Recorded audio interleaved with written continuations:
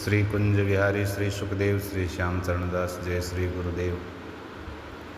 भक्त भक्ति भगवंत गुरु चतुर्नाम वपु एक, इनके पदवंदन किए नासे विघ्न अनेक। संप्रदाय सुखदेव मुनि चरणदास गुरुद्वार, परम धर्म भागवत मत भक्ति अनन्य विचार। श्री भक्तमाल चरित्र श्रृंखला में आज हम श्री सुख संप्रदाय के संत श्री गोविंद शरण जी महाराज का चरित्र श्रवण करते हैं। श्री गोविंद शरण जी आचार्य महाप्रभु श्री श्याम चरणदास जी महाराज के प्रिय शिष्य श्री श्याम शरण बड़भागी जी के शिष्य थे। तो आचार्य चरण के प्रपौत्र थे, श्री श्याम शरण जी के शिष्य थे। श्री श्याम शरण जी ने कानपुर बिठूर क्षेत्र में रामत करके भक्ति का व्यापक प्रचार किया था और तभी उनसे प्रभावित होकर उनके कई साधु और विरक्त तथा गृहस्थ शिष्य बने थे। विरक्त शिष्यों में श्री गोविंद शरण जी योग्यतम शिष्य थे। वे श्री बड़भागी जी के उत्तराधिकारी भी थे। श्री श्याम शरण बड़भागी जी के धाम गमन के पश्चात गोविंद शरण जी उनके बिठूर के थांबे के महंत बने। वे श्यामा श्याम के अनन्य उपासक थे। अपनी परंपरा के अनुसार उन्होंने निकुंज की रसोपासना को ही स्वीकार किया। पक्के अनन्य रसिक महात्मा सिद्ध हुए। वचन करी भाव करी चित्त के चाव करी, छिपत जो नाही तनु उमंग आवे। पुलक तन रोम उठी झलक जल नैन छवि, युगल छक छाय मन मोद पावे। सुरति की नृत्य सो निरख सुख परम, हेर फेर मुख जगत सो युगल गावे। ज्ञान में ध्यान में भजन में सर्वथा राधिका श्याम ही को लडावे। तो इस वाणी से उनकी अनन्यता सार्थक सिद्ध होती है, जो ये वाणी श्री मनमोहन दास जी महाराज ने प्रेम पयोनिधि में लिखी है। ये श्याम गोविंद शरण जी पर सही बैठती है। यही स्थिति गोविंद शरण जी की है।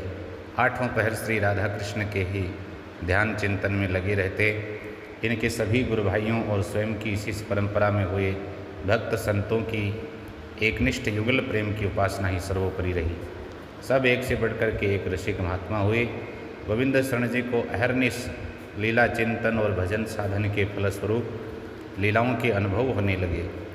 विभिन्न कुंज निकुंजों उत्सवों के हास विलासपूर्ण दृश्य झांकियाँ उनके नेत्रों के समक्ष प्रकट होने लगे। आज दो निक से कुंज ते भोर, प्रिय प्रीतम के प्रातःकाल कुंज से निकलने का दृश्य झांकी के रूप में प्रकट हुआ है। आलस भरी नींद रस पागे, निशि जागे इकठोर। आगे श्री वृषभानुनंदनी और पाछे नंद किशोर। झूमत चलत झुकत जो मायल लटके, पटके छोर। दे चुटकी जमुहात परस्पर सुंदर श्यामल गोर। तजी मार्ग चली जात अनत ही दंपति अति चित चोर। जन गोविंद बलिहारी चरण की आनंददायक मोर।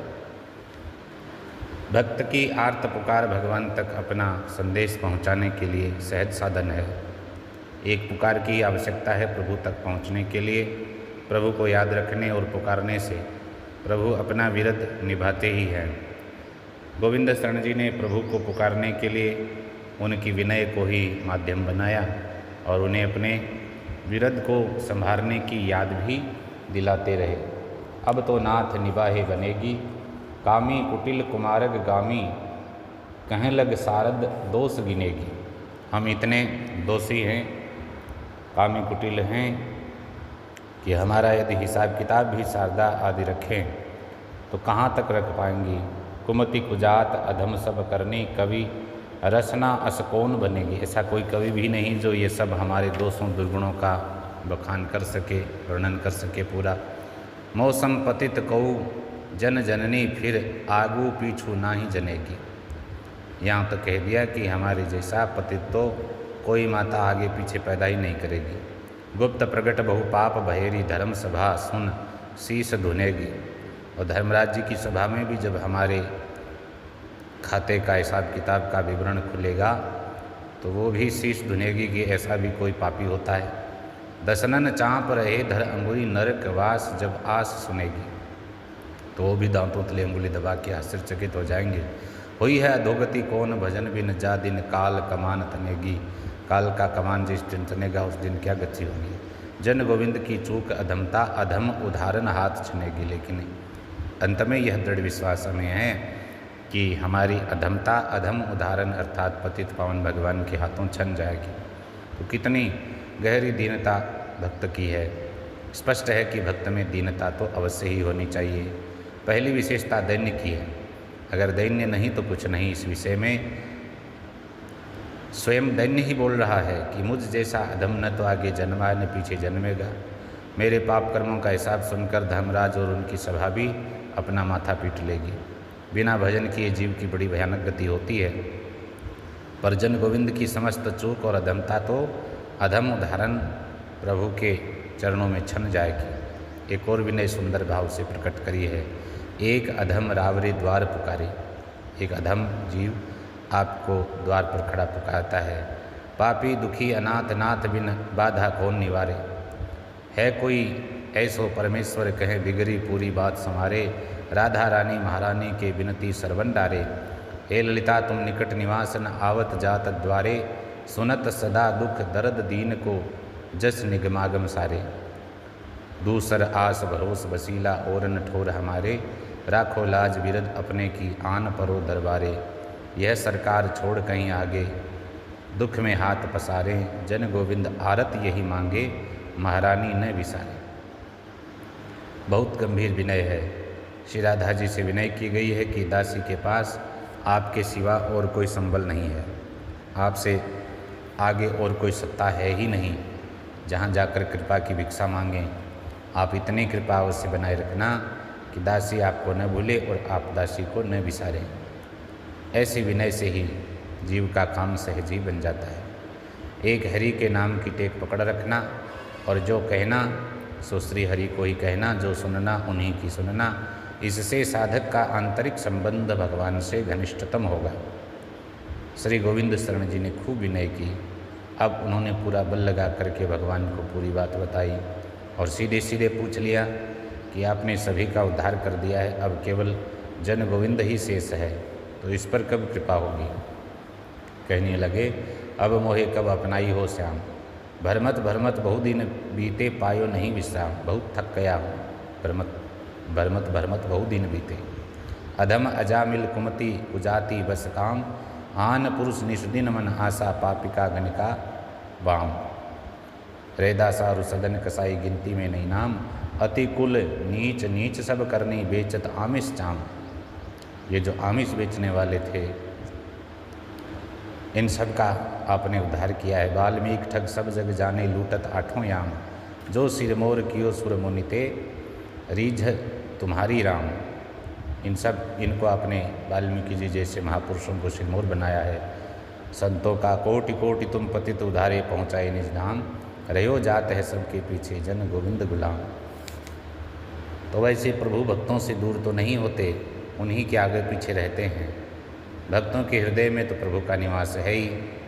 अब बारी भगवान की है भक्त को अपनाने की, नित्य वृंदावन में बसाने की।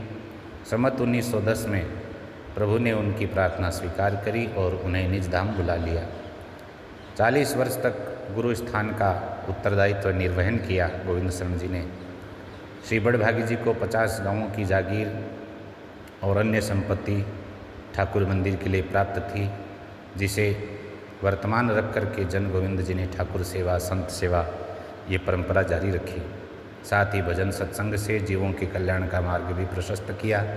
उनकी विनय प्रार्थना, अष्टयाम सेवा और अन्य रसिक भाव संपन्न वाणियाँ बड़ी अद्भुत हैं। हालांकि पूरी वाणी समेकित रूप से अभी मुद्रित प्रकाशित नहीं, कुछ ही पद प्राप्त हैं। एक बहुत सुंदर होरी लीला का पद प्राप्त हुआ है।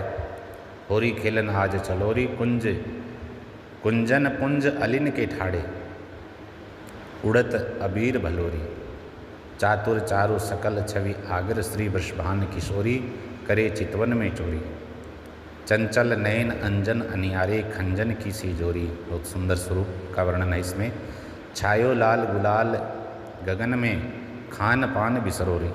नहीं कछु सूझ परो कुछ और दिखाई नहीं देता।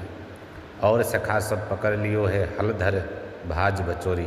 दाऊ जी भाग करके बच गए। जमुना तैर पार भयो सजनी, सब अंग रंग भरोरी, सखी अस फाग मचोरी। ऐसा सुंदर फाग मचा। नंद नंदन को घेर लियो है मान सांच तो गोरी, गलिन गलिन घेरी ब्रज बनिता, ठाड़ी अनगिन वही एक ठोरी। श्री कृष्ण को घेर करके गोपियों ने खड़ा कर लिया है एक जगह चारों ओर से। जतन नहीं निक्सन कोरी, अब उनके निकलने का कोई यत्न नहीं है।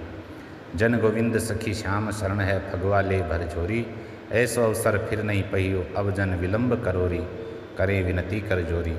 ऐसा सुंदर भावपूर्ण वर्णन होरी लीला का अपने पद में किया है। जय जय श्री सुखदेव